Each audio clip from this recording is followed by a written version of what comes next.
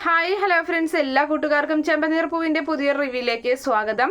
അങ്ങനെ ചന്ദ്രയ്ക്ക് നല്ല സന്തോഷിച്ച് അങ്ങനെ നിൽക്കുകയാണ്. സുധി പുതിയൊരു വീട് വാങ്ങിക്കുന്ന ഒരു കാര്യം ആലോചിച്ചിട്ട് എന്തായാലും അവളുടെ സന്തോഷം പറഞ്ഞറിയിക്കാൻ പറ്റാത്തൊരവസ്ഥയിൽ നിൽക്കുകയാണ്. ആ സമയത്താണെങ്കിൽ എല്ലാവരും ആ വീട്ടിൽ അങ്ങനെ താമസിക്കുകയാണല്ലോ. അപ്പോൾ ആ സമയത്ത് അവിടേക്ക് ഒരു നല്ലൊരു കാറിൽ ഒരാൾ വന്ന് ഇറങ്ങുകയാണ്. അപ്പോൾ സച്ചി പറയുന്നുണ്ട്, പുതിയ കാറാണല്ലോ, നല്ല വിലപിടിപ്പുള്ള കാറാണ്. അപ്പോൾ സച്ചിക്ക് കാറിനെ പറ്റിയൊക്കെ നല്ല അറിവുണ്ടല്ലോ. അപ്പോൾ അങ്ങനെ പറഞ്ഞു നിൽക്കുന്ന സമയം തന്നെ അതിൽ നിന്ന് ഒരാൾ ഇറങ്ങി വരികയാണ്.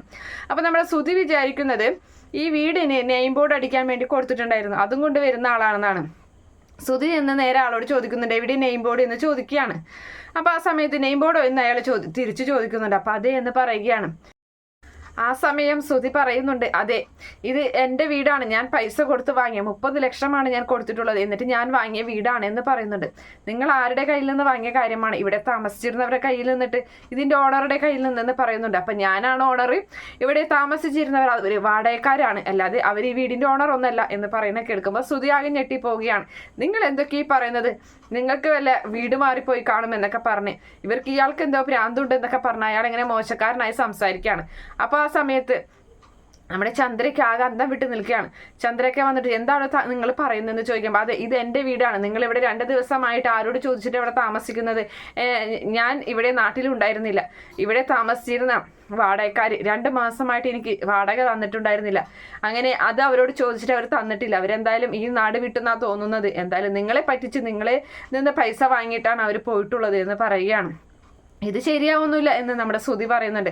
എന്തായാലും ഞങ്ങൾ ഇവിടെ നിന്ന് ഇറങ്ങുന്നില്ല, ഇത് എൻ്റെ വീടാണ്, അങ്ങനെ ഇറങ്ങണമെങ്കിൽ എനിക്ക് 30 ലക്ഷം രൂപ തന്നാലേ ഞാൻ പോവുകയുള്ളൂ എന്ന് സുധി പറയുന്ന സമയത്ത്, ഞാൻ എന്തിനാ നിങ്ങൾക്ക് 30 ലക്ഷം തരുന്നത്?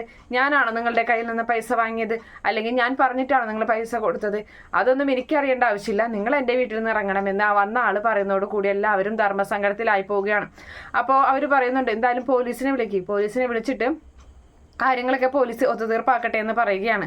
അപ്പോൾ ഈ വന്ന ആൾ പറയുന്നുണ്ട്, നിങ്ങൾ പോലീസിനെ വിളിക്കേണ്ട, ഞാൻ വിളിച്ചിട്ട് തന്നെയാണ് വരുന്നത്, പോലീസ് ഇപ്പം എത്തും എന്ന് മറുപടി പറയുന്നുണ്ട്. അങ്ങനെ അല്പസമയത്തിനുള്ളിൽ തന്നെ പോലീസ് ജീപ്പ് അവിടേക്ക് എത്തുകയാണ്. പോലീസുകാർ അതിൽ നിന്ന് ഇറങ്ങി വരുന്നുണ്ട്. പോലീസുകാർ വന്ന പാടെ തന്നെ സുധിയോട് പറയാണ്, അതെ, ഇത് ഇദ്ദേഹത്തിൻ്റെ വീടാണ്, ഇദ്ദേഹത്തിൻ്റെ വീട്ടിൽ നിങ്ങൾ എന്തിനാണ് ഇവിടെ താമസിച്ചത്? അപ്പോൾ ഞങ്ങളിങ്ങനെ 30 ലക്ഷം രൂപ കൊടുത്തിട്ടാണെന്ന് ഇങ്ങനെ പറയുന്ന സമയത്ത്, നിങ്ങൾ 30 ലക്ഷം കൊടുത്ത് നിങ്ങൾ അതിൻ്റെ പേപ്പറും കാര്യങ്ങളൊക്കെ നോക്കിയില്ലേ?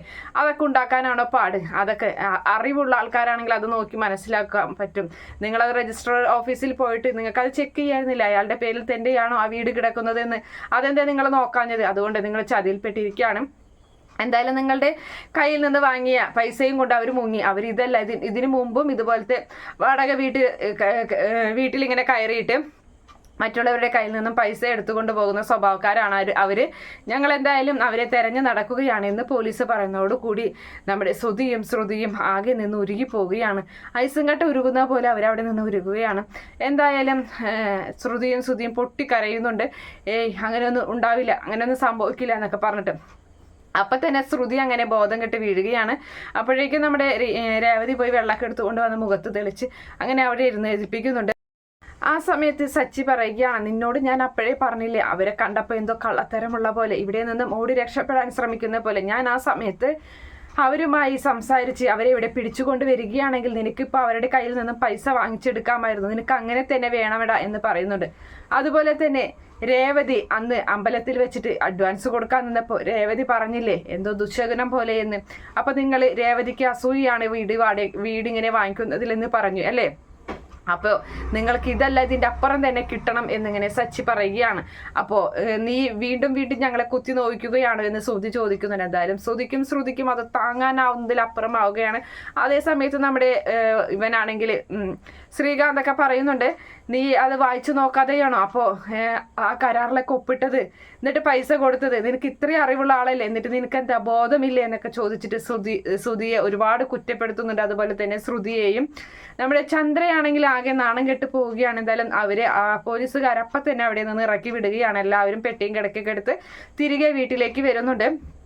അങ്ങനെ ആ സമയത്ത് ചന്ദ്രയോടായിട്ട് നമ്മുടെ സച്ചി പറയുകയാണ്, ഇവൻ എന്തായിരുന്നു തിരക്ക്, വീട് ഭാഗം വെക്കേണ്ട കാര്യം പറഞ്ഞിട്ട്, അങ്ങനെയാണെങ്കിൽ അതിൻ്റെ ഒപ്പം ഈ വീടും പോയേനെ, അപ്പൊ സമാധാനായേനെ എന്നൊക്കെ പറഞ്ഞിട്ട് അങ്ങനെ ഒരുപാട് കുറ്റപ്പെടുത്തുന്നുണ്ട്. അപ്പൊ ചന്ദ്രയും പറയുകയാണ്, എന്നാലും നീ ഇങ്ങനെയൊക്കെ ആയിപ്പോകുമെന്ന് വിചാരിച്ചത്, ഈ ഇത്രയ്ക്ക് ബുദ്ധിയില്ലാതെ ആയിപ്പോയല്ലോ, എൻ്റെ മോൻ്റെ പൈസ പോയല്ലോ എന്നൊക്കെ ഇങ്ങനെ പറഞ്ഞു. അങ്ങനെ അച്ഛനും അതെ, രവീന്ദ്രനും അതെ നല്ല രീതിയിൽ ദേഷ്യപ്പെടുന്നുണ്ട്.